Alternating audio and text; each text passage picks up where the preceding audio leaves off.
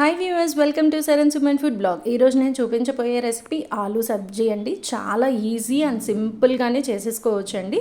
So ఈ recipe కోసం ముందుగా స్టవ్ వెలిగించి ప్యాన్ పెట్టుకొని 2 స్పూన్స్ బటర్ వేసుకున్నాను. ఆవాలు, మినప్పప్పు, శనగపప్పు, 2 పచ్చిమిరపకాయలు, కొద్దిగా కరివేపాకు వేసేసుకొని ఇది ఫ్రై అయిపోయిన తర్వాత ఒక పెద్ద ఆనియన్, చాప్ చేసుకున్న ఆనియన్ వేసేసాను. కొద్దిగా తెల్లగడ్డలు వేసానండి. తర్వాత ఒక 2 టమాటోస్ కూడా వేసుకున్నాను. ఇవి మొత్తం బాగా ఫ్రై అయ్యేలోపు నేను ఒక 3 పొటాటోస్ని బాయిల్ చేసి పక్కన పెట్టుకున్నానండి. సో ఈ పొటాటోస్ కూడా దీంట్లో యాడ్ చేసేసాను. ఇప్పుడు ఒక 3/4 గ్లాస్ వాటర్ పోసేసుకుని కొంచెం సిమ్లో పెట్టి బాగా కలిపెట్టేసుకోండి.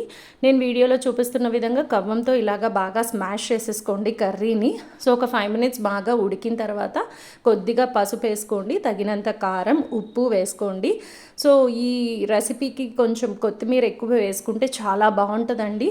సో అంతేనండి, ఒక 5 మినిట్స్ మూత పెట్టి మగ్గనిచ్చేస్తే yummy yummy and tasty aloo sabzi ready అయిపోతుంది. సో వేడి వేడి పూరీలో ఈ సబ్జీ వేసుకుని తింటే ఉంటుందండి, చాలా టేస్ట్ ఉంటుంది.